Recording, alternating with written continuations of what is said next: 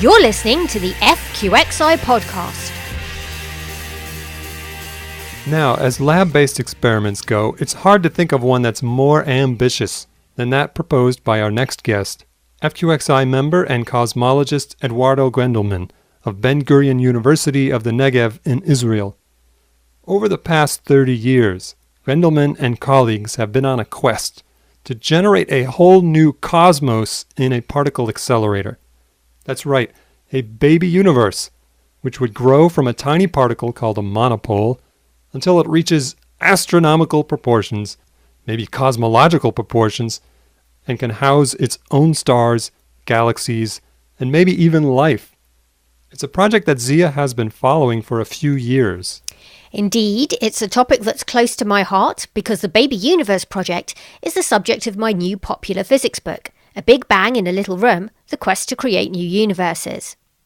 In June, Guendelman and I were invited to the Physics Days conference at the University of the Eastern Mediterranean in northern Cyprus, where Guendelman was the keynote speaker and spoke about the idea. At the end of the meeting, in a rather noisy hotel lobby, I asked Guendelman to say a few words for the podcast about the mechanics of how you can grow your infant cosmos in a particle accelerator and how his speculative theory might help those trying to construct a theory of quantum gravity. But before diving into that, I asked Guendelman a pressing question that has concerned a lot of readers when they hear the topic of my book. That is, if we grow a baby universe in a particle accelerator in a lab on Earth, is there a danger that it might explode outwards into our cosmos, destroying our planet and everything else in its path as this bubble of newly made space inflates ever outwards? Well, in fact, it was surprising. First of all, there is a solution which is important, but the solution was kind of very intriguing because the bubble can indeed increase exponentially and become infinite, but it doesn't expand towards the environment, so to speak. You have to use the full extension of the space, which contains a wormhole. So by using the wormhole solution of the space, the expansion can take place, but the universe, the radius of the bubble can become big, but expanding towards the other side of the, forming a wormhole, that eventually disconnects from the outside. Guendelman is describing how he and his colleagues stumbled on the idea that you could create a baby universe in a particle accelerator some 30 years ago. As a starting ingredient, you would need a bubble filled with a special type of vacuum called false vacuum that would be primed to inflate. We'll come back in a moment to just where you might find this false vacuum seed in reality. At the time, Guendelman was a PhD student at MIT, working with cosmologist Alan Guth and others.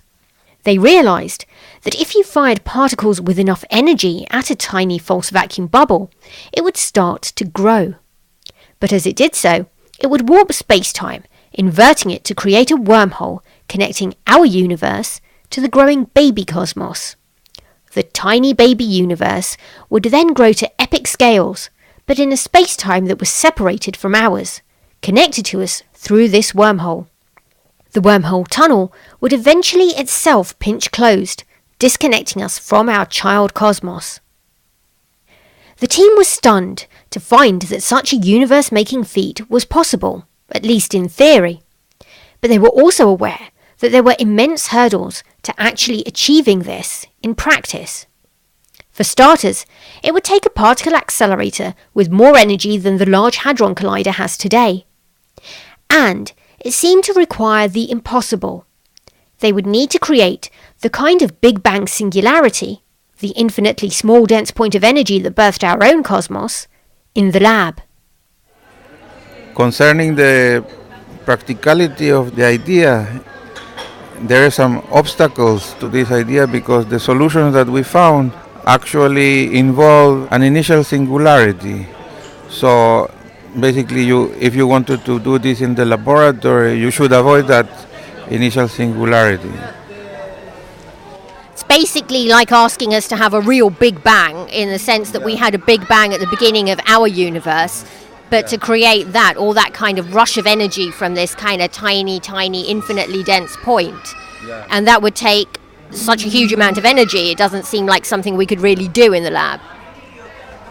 Actually, the energy is not so much. There is a finite amount of energy that you can, from which you can build an infinite universe. And the Big Bang is that you have to use to make this child universe is localized. It's a point like the Big Bang. The energy requirement, while huge, wasn't a deal breaker, but Guendelman was worried about the need for a singularity. The search for an alternative seed from which to grow a baby universe without needing a singularity has occupied him over the decades. Then we work over the years, and I work over the years on different models to avoid this singularity. One possibility was to use quantum effects. Another possibility that was explored by a Japanese group is to use magnetic monopoles, that somehow you avoid some theorems, singularity theorems. So there are ways around.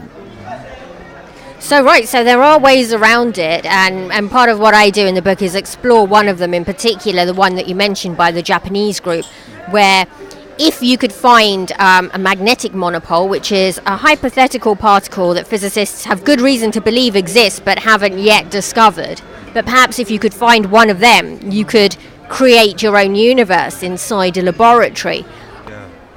Well, let me say that the magnetic monopole is a particularly interesting example because at the center of the magnetic monopole you kind of already have a false vacuum bubble.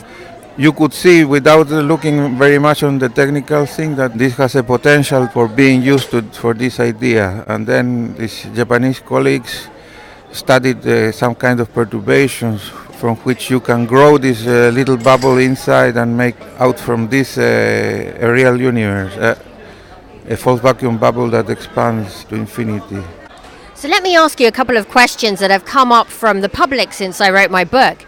People are quite excited about this, and they've sort of been asking questions like, is there a way that we could prop open the wormhole tunnel and maybe travel into the universe? Could we get things from the universe? Could we tweak the laws of physics so that we could control the kind of properties inside the universe, the forces, the particles, things like that? So it's really a question of how much control would we have if we were in the future able to make such a baby universe? Yeah, the simpler solutions will not have this property. Only at the beginning you will be able to see the universe, but then when the universe starts to expand, it just really disconnects. What you would have to have is use a wormhole that's what is called transversable wormholes. They're hard to get in the classical theory of gravity. They may appear through quantum effects or by violating the energy conditions.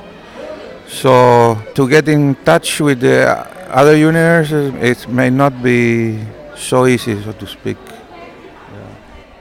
And just to be clear, we're talking really kind of speculative stuff now, the kind of things where, if you want to see that kind of traversable wormhole, you maybe have to go to Kip Thorne's movie Interstellar or something like that to see how people who have thought about it have kind of thought about ways that this could be realized and use that for a science fiction scenario.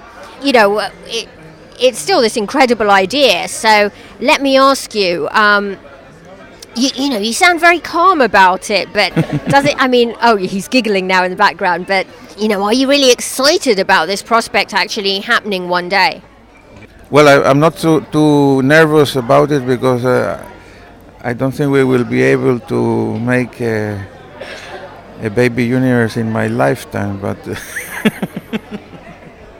But let me ask you, even if it's something that we can't do in your lifetime, produce it as cells, generate it as human beings, is it something that maybe could be happening spontaneously or naturally? Because we hear talk about the multiverse, this idea that there are many other universes out there like our own, which also comes from inflation theory, but maybe by a slightly different mechanism. But is this something where, is this another way that perhaps universes could be being born around us? Yeah, actually it could be a process that could be taking place in the vacuum of quantum gravity, for example. Physicists have struggled for decades to come up with a theory of quantum gravity that would bring together the quantum rules that govern the behavior of particles on microscopic scales with the laws of gravity on cosmic scales set out by Einstein with his theory of general relativity, which describes the motion of planets and stars. One issue is that when physicists try to combine the mathematics from the two theories together, they get hit by seemingly nonsensical results. The solutions to their new equations give them infinite answers, telling them that space-time's fabric should be ripping itself apart. Since this clearly doesn't happen, many of those theories of quantum gravity were thought to be wrong. But it would be very handy for such quantum gravity models if the pesky infinities that they throw out could be shrouded away somehow, so that they didn't make such catastrophic predictions for how our space-time should behave. Could hiding them away in baby universes that disconnect from our own space-time be the answer? Guendelman. I thought this could have application to make a consistent quantum gravity, because there's very high energy excitation, which are the ultraviolet sector of the theory that causes all the problem. They have a high probability apparently to disconnect from us. So you could be pushing out the bad part of the theory, and maybe it can help to make a consistent quantum gravity. So that's a theoretical idea. They could help to make a nice quantum gravity theory by making a use of child unit, as you say, spontaneous processes that do not require intervention of human intervention. That certainly should be happening.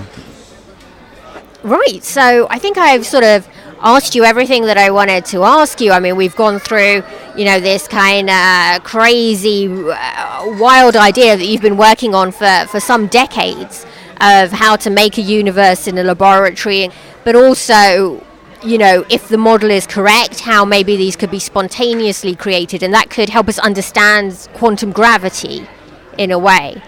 Is there anything else you'd like to mention? Well, well, let's hope that we can make a baby universe sometime. And also that we will know that we did it, right? That was Eduardo Guendelman chatting to Zeeya.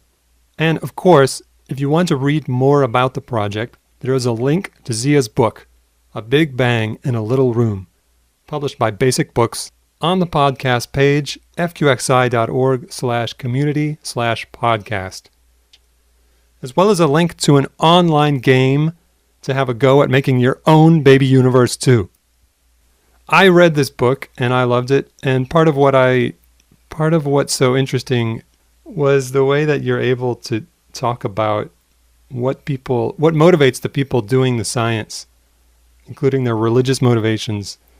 It felt like you got them to actually be honest about what they were thinking, and also these questions that they think about, like this big one, like, is it okay to create a baby universe?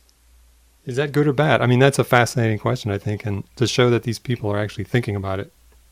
Oh, yeah, thank you very much. I mean, I guess, one thing we know, because we work at FQXI and we spend a lot of time with all of these people, is how really interesting they are as, personalities, just, laughing and joking and, thinking about things beyond physics. And I was trying to bring some of that out, I guess, when I was speaking to them. So it wasn't just about the physics of, how you can make a baby universe, but it was really trying to explore what drives these people, why they're so fascinated with physics and these other big questions.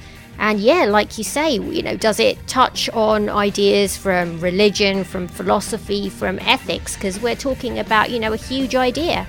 So yeah, I'm glad you enjoyed the book.